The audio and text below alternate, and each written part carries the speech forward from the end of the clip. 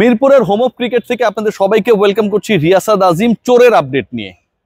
চুরি করে মেরে দিতে চেয়েছিল বাংলাদেশের এই যে মাঠটা রয়েছে, এই মাঠের গ্রাউন্ডসের সাথে যেই গ্রাউন্ডসম্যানরা জড়িত, শেরেবাংলা স্টেডিয়ামে প্রায় 100 জনের কাছাকাছি। রিয়েল নাম্বারটা এই মুহূর্তে আমি আপনাদের বলতে পারছি না, এই কারণে দুঃখিত। গ্রাউন্ডসম্যান কাজ করে রোদে বৃষ্টিতে পড়ে ভিজে, এবং সেই গ্রাউন্ডসম্যানরা মাঠটাকে খেলার উপযোগী রাখার চেষ্টা করে। আমাদের গর্বের মিরপুর যে মাঠটাকে আসলে নষ্ট করার ক্ষেত্রে একটা বড় রোল আবার প্লে করে Gamini D Silva, Sri Lankan recruit. তিনি ক্রিকেটাররা যেই বোনাসটা দেন গ্রাউন্ডসম্যানদেরকে বিভিন্ন টুর্নামেন্ট শেষে, যেমন বিপিএল হয়েছিল, তারপরে স্বাভাবিকভাবেই তারা বোনাস দিয়েছিলেন।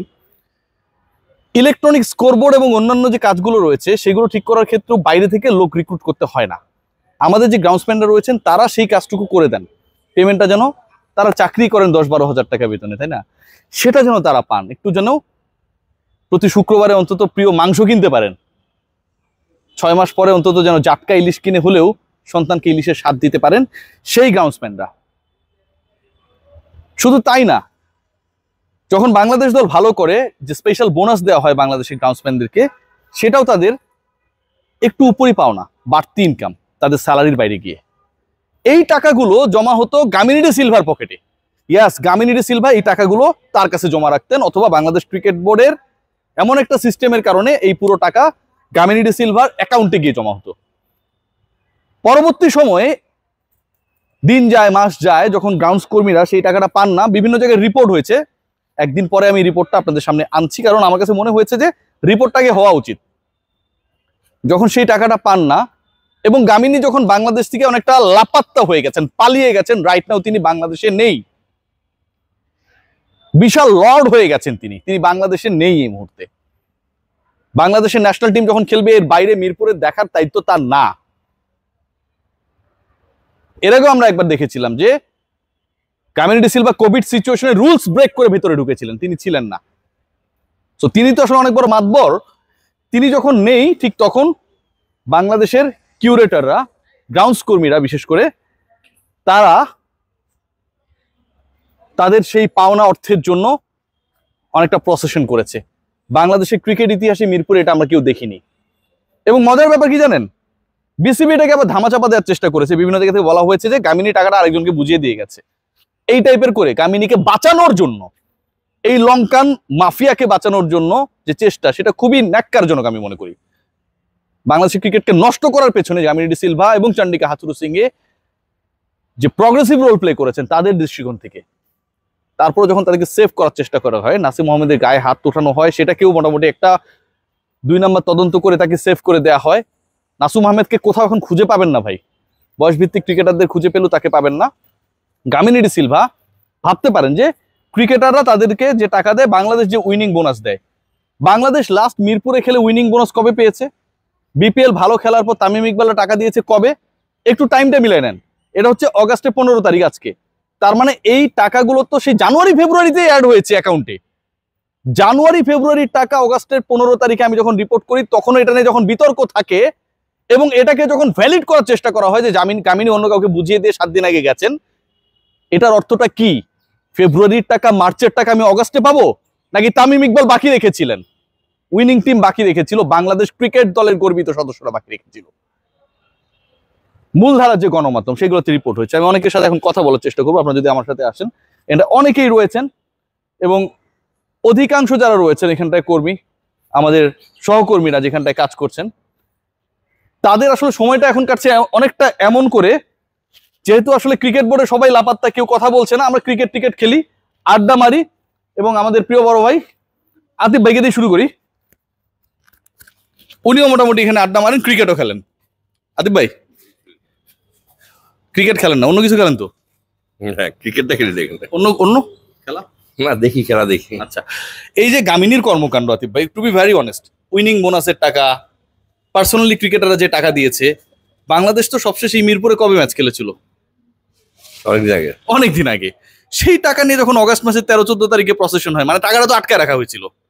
হ্যাঁ, ওরকমই টাকা ছিল, কিছু টাকা দিয়েছিল, কালকে কিছু টাকা দিয়ে দিচ্ছে, বাকি টাকা। মানে এটা কি কিছু টাকা দিলাম কিছু টাকা দিলাম না, মানে ওই যে থাকে না যে চুরি করছি, ভাগের টাকা আমি দিতে পারতেছি না, পরে আয়, এটা কি কোনোভাবে অ্যাকসেপ্টেবল? আবার গামিনীর কাছেই কেন সব টাকা থাকবে? যেখানে একটা গ্রাউন্ডস ডিপার্টমেন্ট রয়েছে, সেটাও কি অ্যাকসেপ্টেবল কিনা? না, গ্রাউন্ড ডিপার্টমেন্টের থেকে মানে গামিনীর কাছে থাকবে, কারণ সে হেড কিউরেটর। এখন ধরেন গ্রাউন্ডস ম্যানেজারও তো রয়েছে, গ্রাউন্ড ম্যানেজার হেড কিউরেটরের কাছে দিয়েছে, বিকজ হেড কিউরেটর মাঠ কর্মীদের সাথে সবসময় কাছে। বিশ্বাস করে দিয়েছে নিশ্চয়ই। হ্যাঁ, বিশেষ করে দিয়েছে যে সবাইকে দিয়ে দেওয়ার কথা। ওকে, আর মাঠ কর্মীরা এতদিন বলে নাই, হয়তো বা এতদিন বলে নাই, এখন চাপে ছিল। চাপে ছিল, কোনো একটা চাপে ছিল। এখন হয়তো বা যেহেতু সব জায়গায় হাওয়া বদল হচ্ছে, তাদেরও মুখের মানে তারাও এখন সাহস পাচ্ছে বলার জন্য। মানে এইরকম ব্যাপার দেখেন, একটা ব্যাপার আমরা জানতে পেরেছি, গামিনী তো এখানে আরো অনেক আগে বছর থেকে আছে, আরো 12 বছর থেকে এখানটায় কাজ করছে। তার মানে তো এই ঘটনাটা নতুন না নিশ্চয়ই, এখন বলার সুযোগ পাচ্ছে এই টাকাটা 6 মাস পরে তারা যদি পেতে পারে। এর আগেও নিশ্চয়ই এরকম ডিউস তাহলে ছিল। হ্যাঁ, অনেক কিছু হয়তো বা আগে বলে নাই, তবে এটা একটা আমার কাছে ভালো লাগছে। ভালো লাগছে ইন দ্য সেন্স যে ধরেন এখন যদি কেউ বলতে থাকে যে তার বিরুদ্ধে এরকম হচ্ছে, জি। তাহলে অন্যরাও অনুপ্রাণিত হয়ে বলবে যে তাদের বিরুদ্ধে এরকম হচ্ছে। So it's a good culture. এবং এটা অবশ্যই গুড কালচার। বাংলাদেশের কিউরেটররা মুখ খুলবে, অন্য ডিপার্টমেন্টে যারা রয়েছেন তারাও মুখ খুলবেন, আরো অনেকে এখানটায় রয়েছে।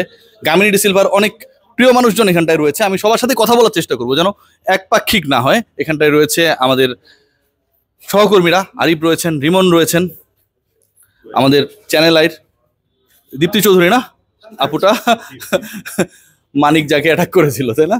ঠিক আছে, মানে এটা খুবই ন্যাক্কারজনক। আমাদের একজন সহকর্মীও অ্যাটাক হয়েছিলেন। Arif, what about Gamini D Silva? মানে ধরেন 6 মাস আগে বিপিএল শেষ হয়েছে, উইনিং বোনাস থেকে টাকা দেওয়া হয়েছে, ম্যান অফ দ্য সিরিজ যে হয়েছিল সে টাকা দিয়েছে, সেই টাকা গতকাল পেয়েছে। এবং আন্দোলনের পরে আপনার অফিসে এরকম কোনো বকে আছে নাকি?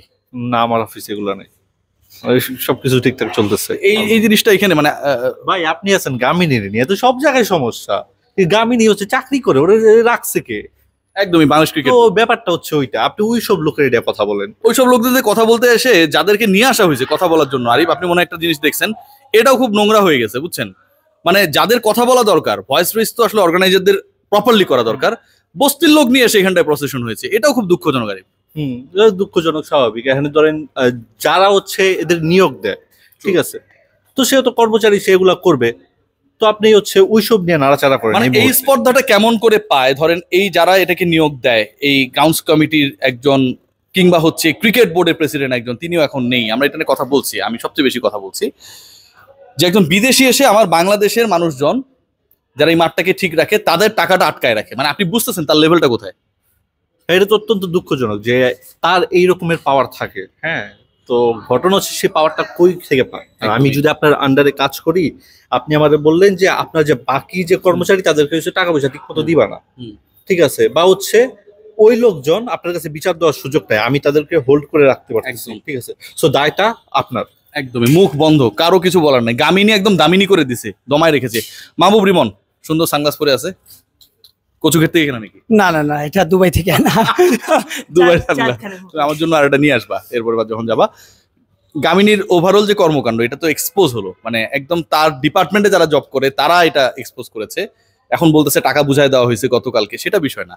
আপনি 6 মাস টাকা আটকায় রাখবেন, এই স্পর্ধা কোত্থেকে পায়? না, আমার আসলে আলোচনার বিষয় তার চেয়ে কি, একটা মানুষ যখন একই জায়গায় অনেক দিন থাকে তখন সে আসলে স্বৈরাচার হয়ে যায় নিশ্চিত রূপে। আমরা এটা শুধুমাত্র অনেক ইতিহাস দেখে গেছি।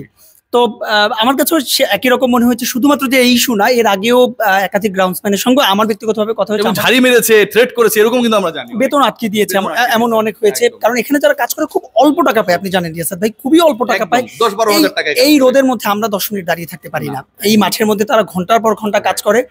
আমার মনে হয় এই বিষয়টা নিয়ে আসলে সবার কথা বলা উচিত, সবার কথা বলা উচিত, এবং যাদের কথা বলা উচিত তারা অনেক সময় নিশ্চুপ হয়ে থাকে। বাংলাদেশ ক্রিকেট বোর্ড কারো বাপের না, গামিনীরও বাপের না, এটা আমাদের সবার। চোর, বাটপার এবং এই চুরির সাথে যারা জড়িত, সামান্য 10-12 হাজার টাকা যারা স্যালারি পায়, তাদেরকে যে বঞ্চিত করা হয়, যিনি বঞ্চিত করেছেন তিনি এখন যতই পে করুক না কেন, তিনি তো আটকে রেখেছেন, তার বিপক্ষে যদি শাস্তি না হয় তাহলে নিশ্চয়ই এ ব্যাপারে আরো রিপোর্ট হবে। আমি যা বলি সেটা করি। সবাই ভালো থাকবেন।